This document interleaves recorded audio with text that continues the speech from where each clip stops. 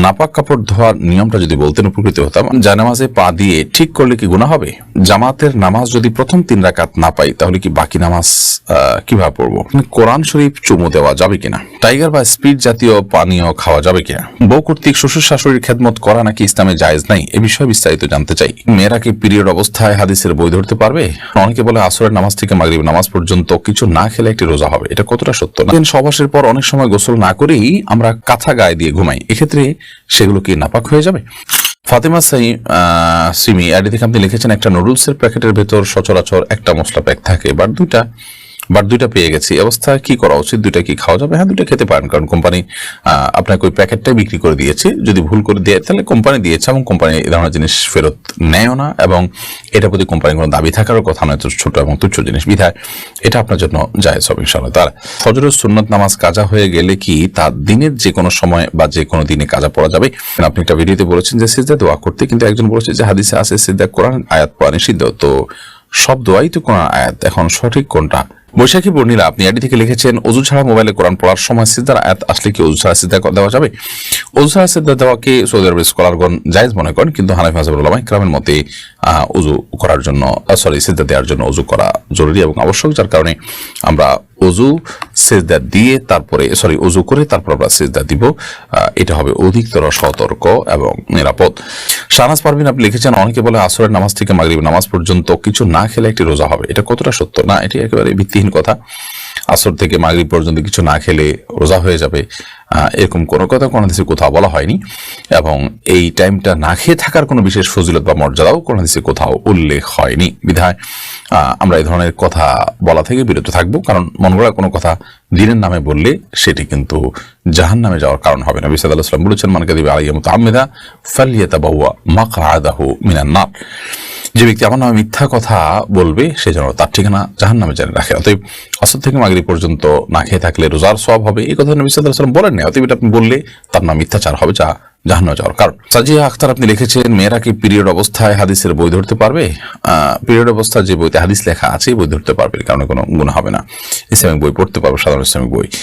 MD আলামিন আপনি লিখেছেন, টাইগার বা স্পিড জাতীয় পানীয় খাওয়া যাবে কিনা? টাইগার বা স্পিডে অ্যালকোহল আছে কিনা, হারাম উপাদান কি আছে না আছে বিস্তারিত আমার জানা নেই। ইনশাআল্লাহ বিদিনিল্লাহ এই সম্পর্কে আমাদের জানাশোনার সুযোগ হলে আমরা এ বিষয়ে ডিটেল আপনাদেরকে জানাবো, যদি আল্লাহ তাআলা আমাদেরকে তৌফিক দান করেন। যদি হারাম কোনো উপাদান না থাকে, সেখানে অ্যালকোহল না থাকে, তাহলে সেক্ষেত্রে এটি পান করা নাজায়েজ হবে না। সাধারণ সফট ড্রিঙ্কসের টাইপ যদি হয়, হারাম কোনো উপাদান না থাকে, তাহলে সেক্ষেত্রে এটি নাজায়েজ বা গুনাহ হবে না, হারাম হবে না পান করাটা। জিয়াউদ্দিন আপনি লিখেছেন, বউ কর্তৃক শ্বশুর শাশুড়ির খেদমত করা নাকি ইসলামে জায়েজ নাই, এ বিষয়ে বিস্তারিত জানতে চাই। জায়েজ নাই এটি আপনাকে কে বলেছে? একজন বৃদ্ধ মানুষ, যে কোনো বৃদ্ধ মানুষেরই তো খেদমত বা সেবা করার চেষ্টা করতে হবে। সেখানে শ্বশুর শাশুড়ি তাদের তো আপনজন হওয়ার কারণে, স্বামীর সাথে সম্পর্কের কারণে তাদের প্রতি একটা নৈতিক দায়িত্ব থাকে যে তাদেরকে আমরা বিশেষভাবে সেবা করব সাধ্য অনুযায়ী, কিন্তু তাদের জন্য তাদেরকে সেবা করাটা ফরজ বা ওয়াজিব না। মায়ের প্রতি সেবা করা যেরকম সেরকম নৈতিক দায়িত্ব, শরীয়ত অবশ্যই এটাকে প্রশংসনীয় মনে করে। বাট খেদমত বলতে যদি আপনি বুঝেন যে শ্বশুরের শারীরিক খেদমত করা, তাহলে সেটা নাজায়েজ হতে পারে, কারণ সেখানে আপনার ফিতনার কারণ হতে পারে এবং ফিতনার দিকে যেতে পারে এবং হারামের পথ উন্মুক্ত হতে পারে, অন্তত মানসিক জেনার পথ খুলতে পারে, সেই জন্য সেটি নাজায়েজ হতে পারে। এমডি মকসেদুল মমিন আপনি লিখেছেন, ফজরের সুন্নত নামাজ কাজা হয়ে গেলে কি তার দিনের যে কোনো সময় বা যে কোনো দিনে কাজা পড়া যাবে? ফজরের সুন্নত নামাজ যদি কাজা হয়ে যায় তাহলে দিনের যে কোনো সময় না, বরং আপনি জোহরের আগে আগে পড়ে ফেলার চেষ্টা করবেন। কোনো কারণে জোহরের আগে আগে পড়তে পারেন নাই, তাহলে পরবর্তীতে পড়লেন, এতেও আদায় হয়ে যাবে আপনার সালাত। কিন্তু চেষ্টা করা উচিত যে যত দ্রুত সম্ভব এটিকে আদায় করা, অন্তত জোহরের ওয়াক্তের আগে আগে। যুদ্ধ আমাদের বিজয় আল্লাহর এ আইডি থেকে আপনি লিখেছেন, আপনি একটা ভিডিওতে বলেছেন যে সিজদা দোয়া করতে, কিন্তু একজন বলেছে যে হাদিসে আছে সিজদা কোরআন আয়াত পড়া নিষিদ্ধ, তো সব দোয়াই তো কোরআন আয়াত, এখন সঠিক কোনটা একটু বললে বিস্তারিত উপকৃত হতাম। সিজদা দোয়া করার কথা হাদিসে বলা হয়েছে, কিন্তু কোরআন আয়াত পড়বেন না। কোরআন কোনো আয়াত যদি দোয়া থাকে, কোরআন সব আয়াত তো দোয়ামূলক নয়, আর সব দোয়াই যে কোরআন আছে সেটাও তো নয়, হাদিসে বর্ণিত দোয়াও তো আছে। যাই হোক, কোরআনে যে দোয়াগুলো আছে সেগুলোকে দোয়া হিসাবে পড়তে পারেন, কোরআন আয়াত হিসাবে নয়। আপনি আয়াত তেলাওয়াত করলেন আলহামদুলিল্লাহ রাব্বিল আলামিন, এটা তো দোয়া নয়, তো এটা আপনি সিজদায় পড়বেন না, কারণ হাদিসে নিষেধ আছে সিজদায় কোরআন তেলাওয়াত করার ব্যাপারে। এরপরে সিরাজউদ্দিন মুন্না আপনি লিখেছেন, সহবাসের পর অনেক সময় গোসল না করেই আমরা কাঁথা গায়ে দিয়ে ঘুমাই, এক্ষেত্রে সেগুলো কি নাপাক হয়ে যাবে? সহবাসের পরে কিংবা স্বপ্নদোষের পরে আপনি যদি কাঁথা বা কম্বল লেপ ইত্যাদি গায়ে দিয়ে ঘুমান, তাহলে সেক্ষেত্রে আপনার সে কাপড়গুলো অটোমেটিকলি নাপাক হয়ে যাবে না, যদি সেখানে নাপাক না লাগে। যদি আপনার নাপাক কাপড় বা শরীর থেকে আপনার নাপাক লেগে যায় সেগুলোতে, তাহলে সেক্ষেত্রে যেখানে লেগেছে সেই অংশটা নাপাক হবে। সেগুলোতে আবার শুকায় যায় এবং ভেজা না থাকে, তাহলে সেক্ষেত্রে সেটা আবার আপনার শরীরে লাগলে শরীর কিন্তু নাপাক হবে না। বা সেই নাপাকটা যদি আপনার চাকা ধরে যায়, সেটা যদি আপনি খুঁচিয়ে ফেলে দিতে পারেন, তাতেও কিন্তু পাক হয়ে যাবে। বীর্য পাক করার এটাও একটা পদ্ধতি, যে ধুয়ে তো পাক করবোই, এছাড়া আপনার শুকিয়ে গেলে সেটাকে যদি খুঁচিয়ে বা খুঁটিয়ে ফেলে দেওয়া যায়, সেটাও নাজায়েজ হবে না। তাশরিফা জাহান তাওয়া আপনি লিখেছেন, কোরআন শরীফ চুমু দেওয়া যাবে কিনা? কোরআন শরীফে চুমু দেওয়া যাবে কিনা? কোরআন কারিমে চুমু দেওয়াতে কোনো অসুবিধা নেই। আপনি কোরআনের প্রতি সম্মান শ্রদ্ধা প্রদর্শন করতে গিয়ে আপনি চুমু দিলেন, এটাতে অসুবিধার কিছু নেই। এটা মহব্বত এবং ভক্তির প্রকাশ সেভাবে করলেন। এমনি তামিম হাসান আপনি লিখেছেন, জামাতের নামাজ যদি প্রথম 3 রাকাত না পাই, তাহলে কি বাকি নামাজ কিভাবে পড়বো? এই বিষয়ে আমরা এর আগে বারবার বলেছি এবং বিভিন্ন ভিডিওতে বলেছি।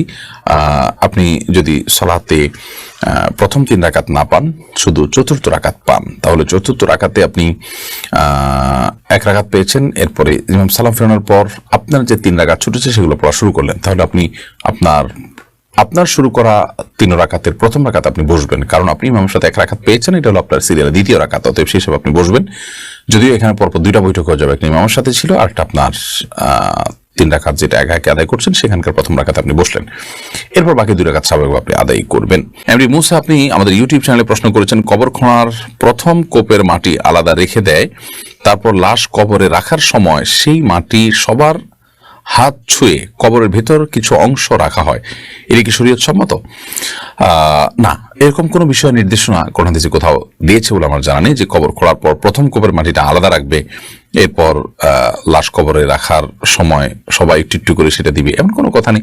লাশ কবরে রাখার পর সবাই মিলে মাটি দিবে, দাফন করবে, দাফন কাজে শরিক হবে, সেটা পরের কোপের মাটি দিলেও হবে, প্রথম কোপের মাটি সবাইকে দিতে হবে একটু করে, এমনটির কোনো বাধ্যবাধকতা নেই, আবশ্যকীয়তা নেই। এটাকে আবশ্যক মনে করা বা জরুরি মনে করা বা এটাকে সুন্নাহ মনে করার কোনো কারণ নেই, কারণ কোনো হাদিসে নবী আলাইহিস সালাম থেকে এরকম কোনো কিছু নির্দেশনা হয়েছে বলে আমার জানা নেই।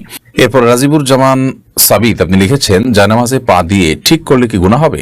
না, কোনো অসুবিধা হবে না। আমরা অনেকেই এটাকে মনে করি এটা দোষের, এটা গুনাহের। জায়নামাজের উপর আপনি পাও দিয়ে দাঁড়াচ্ছেন, তাহলে সেটাকে পাও দিয়ে যদি সোজা করেন, এদিক সেদিক আছে সেটাকে আপনি ঠিকঠাক করেন, তাহলে সেক্ষেত্রে কোনো গুনাহ হওয়ার কারণ নেই। আমরা অনেকে এটাকে গুনাহের কারণ মনে করি। হাত দিয়ে জানামাজ যেমন আপনি সোজা করতে পারেন, পাও দিয়ে করলেও কোনো অসুবিধা হবে না। এমনি আসাম হোসেন আপনি লিখেছেন, নাপাক কাপড় ধোয়ার নিয়মটা যদি বলতেন উপকৃত হতাম। আমি ডিশ বা বালতিতে পানি নিয়ে একবার ধুয়ে কাপড় চিপে নেই, আর ডিশ বা বালতি পানি ফেলে দেই, এরকম 3 বার ধুলে কি হবে? আপনি যখন টেপে ধোবেন তখন টেপের মধ্যে কাপড় ধুয়ে সেটাকে চিপে ফেলবেন এবং আবার ধুয়ে আবার চিপে ফেলবেন, আবার ধুয়ে আবার চিপে ফেলবেন, এভাবে আপনি চিবিয়ে ফেললে সেটা পাক হয়ে যাবে। আর যদি বালতিতে দেন, তাহলে বালতিতে ধোয়া বালতিতে পরিষ্কার পবিত্র বালতিতে পানি নিয়ে সেখানে আপনি কাপড় চুবিয়ে তুলে এরপর চিপে ফেললেন, এরপর পানি ফেলে আবার সেই পাক বালতিতে আবার আপনি পানি নিলেন, এভাবে আপনি যদি ধোন তাহলে সেক্ষেত্রে কাপড় পাক হয়ে যাবে ইনশাআল্লাহ তাআলা। আর যদি কোথাও নাপাক লেগে থাকে, সে নাপাকটা চলে গেছে, দৃশ্যমান নাপাকটা দূর হয়ে গেছে, আপনি দেখেছেন, সেটার জন্য যতটুকু দরকার যদি একবার ধুইয়াও সেটাকে আপনি দূর করে ফেলতে পারেন, তাহলে এটা পাক হয়ে যাবে। আর যেটা অদৃশ্যমান নাপাক, দেখা যায় না, যেমন পেশাব কাপড় লাগলো কিন্তু কাপড়ের সাথে মিশে এটা কোনো আলামত না, একাকার হয়ে গেছে, তাহলে সেক্ষেত্রে এটাকে আপনি বিসমিল্লাহ বলে ধোবেন।